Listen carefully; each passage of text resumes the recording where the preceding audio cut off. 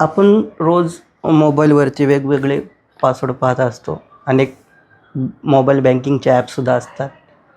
UPI जे अनेक app आहेत ते सुद्धा आहेत. मात्र तुम्ही जो पासवर्ड ठेवताय तो किती सुरक्षित आहे, हे अनेकांच्या लक्षातसुद्धा नसतं. आणि हाच फायदा घेऊन अनेक सायबर भामटे आपलं बँक खातं हे रिकामे करत असतात. मात्र यावरती एक उपायसुद्धा एका सॉफ्टवेअर इंजिनियर तरुणाने शोधून काढला आहे. बायसिटल नावाचं हे डिव्हाइस आहे आणि हे पुण्यामध्येच बनवलं गेलं आहे. माझ्यासोबत स्वतः सॉफ्टवेअर इंजिनियर निखिलेश वाणी आहेत. पर्याय तुम्ही शोधून काढला आहे, कारण आपण पाहतो आत्ता 80% सायबर गुन्ह्यांचं प्रमाण वाढलं आहे. अनेक लोकांचे जे उच्च शिक्षित असतात त्यांचेसुद्धा बँक खाते रिकामे होताना दिसत आहेत, का तर त्यांचा पासवर्ड सुरक्षित नसतो. तर पासवर्ड एवढा आपण हार्ड ठेवतो तरीसुद्धा सायबर भामटे ते हॅक करतात, तोडून काढतात तो. हे तुमचं डिव्हाइस कशाप्रकारे काम करणार आहे, कशाप्रकारे त्याला मदत होणार आहे? ओके. खरं म्हणजे तुम्ही जे म्हणालात की आपण पासवर्ड हार्ड सेट करतो, तर प्रत्यक्षात तशी सिच्युएशन नाही आहे. कारण की जो आम्ही रिसर्च केला मार्केटमध्ये, तर जास्ती करून जी लोकं पासवर्ड त्यांचे सेट करतात ते असतं त्यांचं नाव, त्यांचं डेट ऑफ बर्थ किंवा त्यांचा गाडीचा नंबर, आधार कार्ड नंबर असाचं कॉम्बिनेशन वापरून ते त्यांचा पासवर्ड वापरतात. आणि त्याच्याने होतं असं की हॅकर्स दिवसेंदिवस ॲडव्हान्स होत चाललेत आणि आता AIचं आणखीन ॲडव्हान्समेंट होतात AIमध्ये. सो त्यांच्याकडे जे टूल्स अवेलेबल आहेत क्रॅक करण्यासाठी पासवर्ड्स, तर ते पण अधिकाधिक त्याच्यामध्ये पण ॲडव्हान्समेंट्स येत आहेत. सो जर आपण असा पासवर्ड ठेवला जो की आपण इझिली गेस करू शकतो, जसं मी म्हटलं की आपलं नाव आहे, डेट ऑफ बर्थ आहे, तर तो पासवर्ड इझिली हॅक होऊ शकतो. आणि हेच प्रमाण खूप आहे की एकतर असं होतं की पासवर्ड खूप सोपा सेट केलेला आहे, किंवा असं होतं की पासवर्ड अवघड जरी असेल तरी तो सेम पासवर्ड तुम्ही मल्टिपल अकाउंट्सला तोच वापरला जातो. आणि त्यामुळं काय होतं की समजा तुम्ही एक हार्ड पासवर्ड आहे तुमच्याकडे, पण तुम्ही तो 15 अकाउंटला वापरला आहे, तर हॅकरला हॅक करताना फक्त एकच पासवर्ड हॅक करायचा आहे. आणि त्याच्याकडे पण आजकाल फिशिंगचे ॲडव्हान्स टूल्स मार्केटमध्ये आहेत, तर ते जे एक पासवर्ड त्याने हॅक केलं तर बाकी सगळे अकाउंट जे अकाउंट्स त्याचे हॅक होतात, पूर्ण ॲक्सेस त्याला मिळून जातो.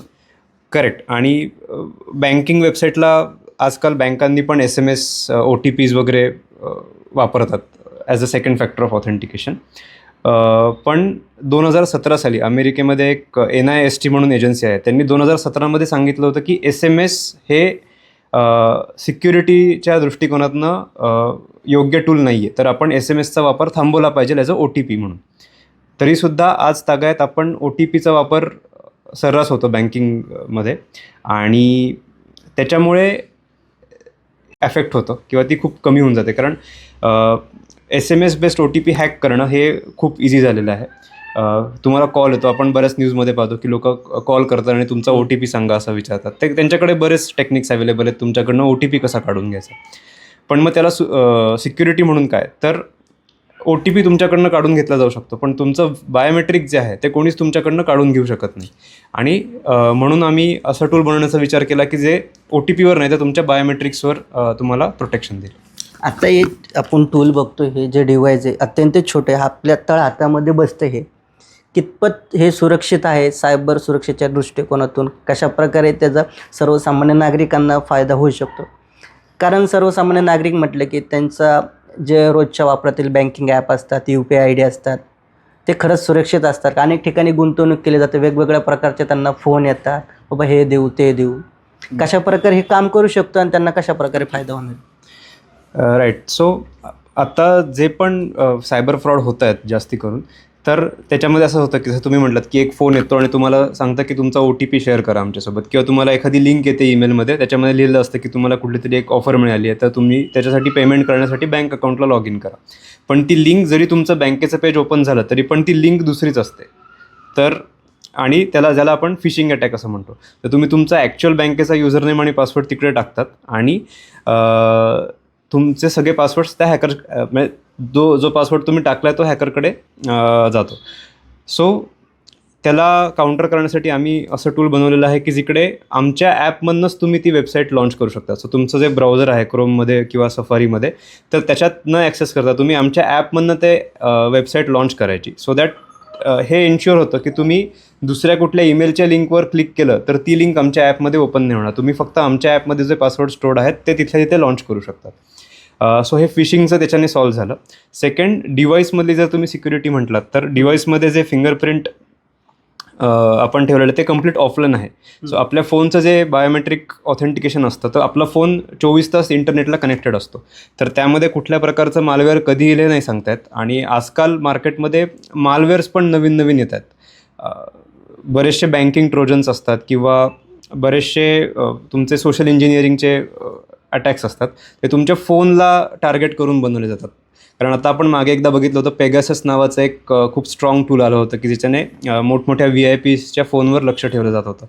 तर जर त्या सॉफिस्टिकेशनचे मालवेअर अवेलेबल आहेत तर सर्वसामान्यांच्या फोनवर तर लक्ष ठेवणारे मालवेअर खूप इझिली ते पसरू शकतात.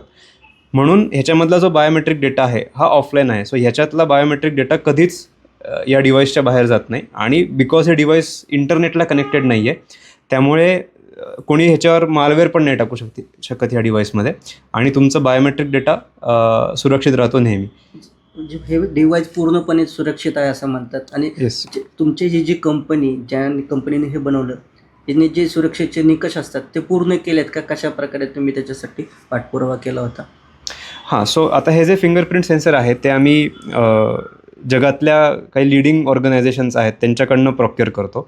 आणि जगभरातले सगळे जे मोठमोठे OEMs आहेत, म्हणजे लॅपटॉप मॅन्युफॅक्चरर्स आहेत किंवा स्मार्टफोन मॅन्युफॅक्चरर्स आहेत, त्यांच्यामध्ये जे फिंगरप्रिंट सेन्सर वापरलं जातं तर सेम क्वालिटीचं फिंगरप्रिंट सेन्सर आपण इकडे यूज करतो. आणि सॉफ्टवेअरबद्दल म्हणाल तर आपलं software end to end encrypted आहे. म्हणजे जो पण डेटा एक्सचेंज होतो सर्व्हरमध्ये आणि तुमच्या ॲपमध्ये तो AES 256 या अल्गोरिदमने एन्क्रिप्टेड आहे. त्याचा अर्थ असा की आमची कंपनीसुद्धा, म्हणजे उद्या असं झालं की आम्हाला कोणी जबरदस्ती केली की नाही तुम्ही तुमच्या कस्टमरचा डेटा आम्हाला द्या, तर आम्हीसुद्धा काही करू शकत नाही कारण तो data end to end encrypted आहे. हाच मुद्दा तुमचे जे ग्राहक असतील त्यांच्या मनात सुद्धा येऊ शकतो की बाबा मी या कंपनीचं डिव्हाइस घेतलं आहे, मी याच कंपनीचे जे वेबसाईट आहे त्याच वेबसाईटमधून मी बँकिंगचे ॲप वापरतो, कंपनीकडे माझा डाटा जाऊ शकतो, कंपनी त्याचा दुरुपयोग पण करू शकते. याबाबत काय? हां, सो त्याच्यासाठीच एंड टू एंड एन्क्रिप्शन जे आपण आता व्हॉट्सॲपवर खूप ऐकायला मिळतं आपल्याला की WhatsApp end to end encrypted आहे. म्हणजे काय की तुमची जी चॅट तुम्ही दुसऱ्या माणसाला पाठवतात तर ते दोघंच फक्त ती चॅट वाचू शकतात. व्हॉट्सॲप थर्ड पार्टी फक्त सर्व्हिस प्रोव्हायडर आहे, ते तुमची चॅट वाचू नाही शकत. तर सिमिलर काइंड ऑफ सिस्टीम आम्ही इकडे डेव्हलप केलेली आहे की जिकडे तुमचा जो डेटा आहे आधी तुमच्या फोनवर किंवा लॅपटॉपवर एन्क्रिप्ट होणार आणि मग तो डेटा सर्व्हरवर जाणार. आणि तुम्हाला म्हणजे आम्ही त्याचं प्रूफ पण देऊ शकतो. जर तुम्हाला हवं असेल, एखाद्या युजरला हवं असेल तर आम्ही त्याचं प्रूफ पण तुम्हाला देऊ शकतो की हां, तुमचा जो डेटा आहे तो आधी एन्क्रिप्ट होतो तुमच्या डिव्हाइसवर आणि मग तो पुढे सर्व्हरला जातो आहे. So in terms of user trust, तर त्यांना ट्रस्ट एकतर हा डिव्हाइस बायोमेट्रिक ऑफलाईन आहे. सो त्यांचा बायोमेट्रिक डेटा कोणी चोरी नाही करू शकत, आम्ही पण नाही. आणि जो त्यांचा पासवर्ड रिलेटेड डेटा आहे जो की एका सर्व्हरवर स्टोअर होतो तो पण एंड टू एंड एन्क्रिप्टेड आहे. दुसरा मुद्दा हा आहे की हे जे डिव्हाइस आहे हे किती उपकरणांना आपण जोडू शकतो आणि कशा प्रकारे याची खरेदी करते, ते सर्वसामान्य नागरिक जे आहेत त्यांना हे डिव्हाइस खरेदी करणं परवडणार आहे का? आणि हे जे तुम्ही डिव्हाइस बनवले हे किती दिवसामध्ये बनवलं आणि याची कुठं तुम्ही नोंद केली? आम्ही ह्या डिव्हाइससाठी 2 पेटंट्स घेतलेले आहेत जे की आम्ही इंडियन पेटंट ऑफिसला रजिस्टर केलेले आहेत. त्यानंतर हे डिव्हाइस बनवायला सुरुवात आम्ही 2017 साली केली. 2017 साली सुरुवात केल्यानंतर आम्हाला 2 वर्षाचा टाईम लागला ह्याला कम्प्लीट रिसर्च अँड डेव्हलपमेंट करून एक मार्केट रेडी प्रॉडक्ट बनवण्यासाठी. आणि एक्झॅक्टली त्याच मोमेंटला कोविड-19चं लॉकडाऊन सुरू झाला आणि ह्या इक्विपमेंटमध्ये लागणारं जे काही मटेरियल आहे, रॉ मटेरियल, तर ते आम्ही इम्पोर्ट करतो आणि ते इम्पोर्टच्या सगळ्या लाईन्स त्यावेळी बंद होत्या कोविडमध्ये. फॉर एक्झाम्पल आपली लिथियम आयन बॅटरी झाली जी आपण डिव्हाइसला पॉवर करण्यासाठी वापरतो, तर ती इम्पोर्ट करण्यासाठी आमच्याकडे कुठलंच साधन नव्हतं. त्यामुळे आमचं जवळपास 1 ते 1.5 वर्ष तिथे थांबण्यामध्ये गेलं की आपल्याकडे रॉ मटेरियल नाही आहे. आणि असं सगळं करून परत आम्हाला प्रॉडक्ट मार्केटमध्ये लॉन्च करायला एप्रिल 2022 उजाडलं. आणि त्यानंतर प्रॉडक्टची 3 व्हेरिएशन्स आम्ही केली. हे जे आत्ता आपण पाहतो हे प्रॉडक्टचं 3रं व्हेरिएशन आहे. तर प्रत्येक व्हेरिएशनमध्ये आपण कस्टमरशी बोलून की त्यांना प्रॉडक्ट वापरताना काही समस्या आल्या आहेत का, किंवा त्यांना आणखीन काही इम्प्रूव्हमेंट्स हव्या आहेत का प्रॉडक्टमध्ये, तर हे सगळं कस्टमरशी बोलून आपण प्रॉडक्ट अधिकाधिक बेटर करत गेलेलो आहोत over the period of time.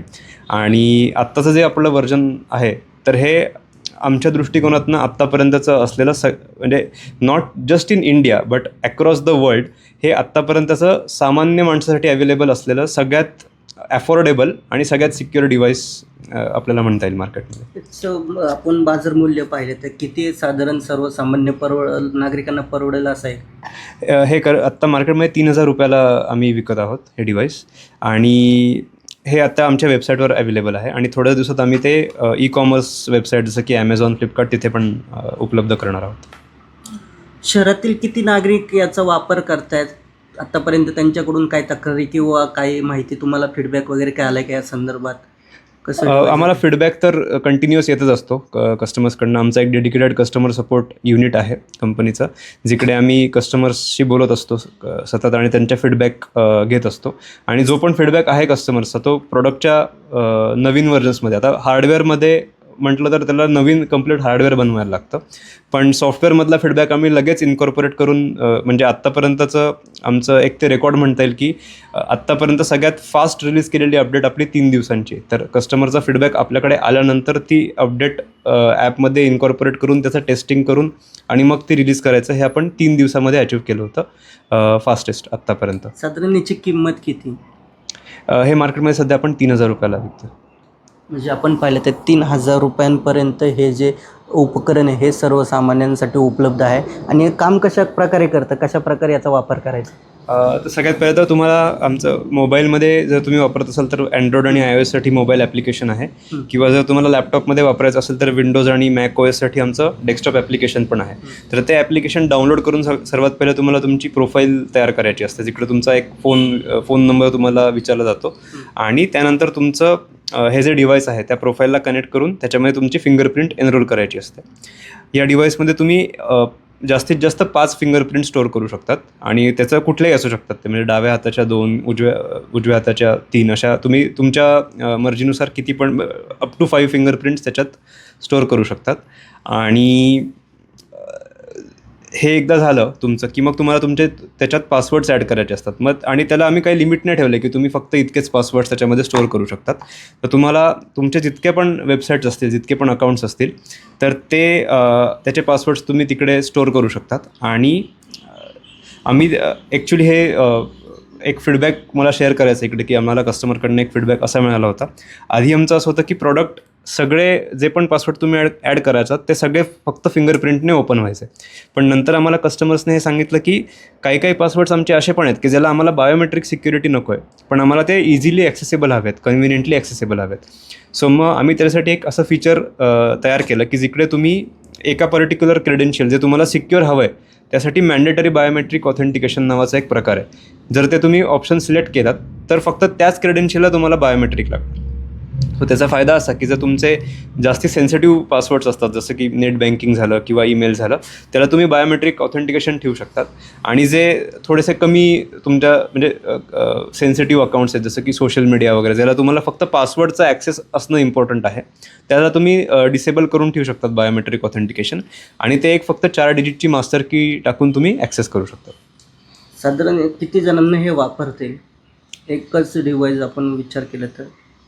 आम्ही रेकमेंड करतो की हे एक पर्सनल डिव्हाइस आहे. सो प्रत्येकाने आपल्याकडे एक डिव्हाइस ठेवावं असं आम्ही रेकमेंड करतो. पण जसं मी म्हटलं की त्या डिव्हाइसमध्ये 5 फिंगरप्रिंट स्टोअर करू शकतो. तर जास्तीत म्हणजे एका माणसाची 1 फिंगरप्रिंट असं आपण कन्सिडर केलं तर जास्तीत जास्त 5 माणसं हे यूज करू शकतात. पण त्या केसमध्ये असं राहील की त्या 5ही जणांना सगळ्यांच्या पासवर्डचा ॲक्सेस असेल. त्याला आपण सॅग्रिगेट नाही करू शकत की एक फिंगरप्रिंट ही तर ह्या फिंगरप्रिंटने एवढे पासवर्ड ॲक्सेस होतील, तर तसं नाही पॉसिबल. बट जर तुम्हाला तसं करायचं असेल तर तुम्ही जास्तीत जास्त 5 युजर्स एक डिव्हाइस वापरू शकता. साधारण ह्यातली जी बॅटरी ही किती दिवस चार्ज टिकते याची चार्जिंग? एकदा चार्ज केलं आणि तुमचा नॉर्मल यूज असेल, म्हणजे दिवसातनं एक तुम्ही स्टँडर्ड 4-5 वेळा त्याला यूज केलं तर साधारणतः 1 महिना बॅटरी चालते. जास्ती हेवी युसेज असेल तर तुमचं 1-2 आठवड्यापर्यंत जाते बॅटरी. तर आपण पाहिलं 3,000 रुपयांचं हे जे उपकरण आहे हे खरोखरच सायबर च्या सुरक्षेच्या दृष्टिकोनातून अतिशय उपयुक्त असल्याचं मत निखिलेश वाणी यांनी व्यक्त केले. त्यामुळे आगामी काळात जे होणारे सायबर फ्रॉड आहेत ते कमी होण्यास या उपकरणाची नक्कीच मदत होणार आहे. हे पाहणं देखील तितकंच महत्त्वाचं असणार. सूरज कसबे, NDTV मराठी, पिंपरी चिंचवड.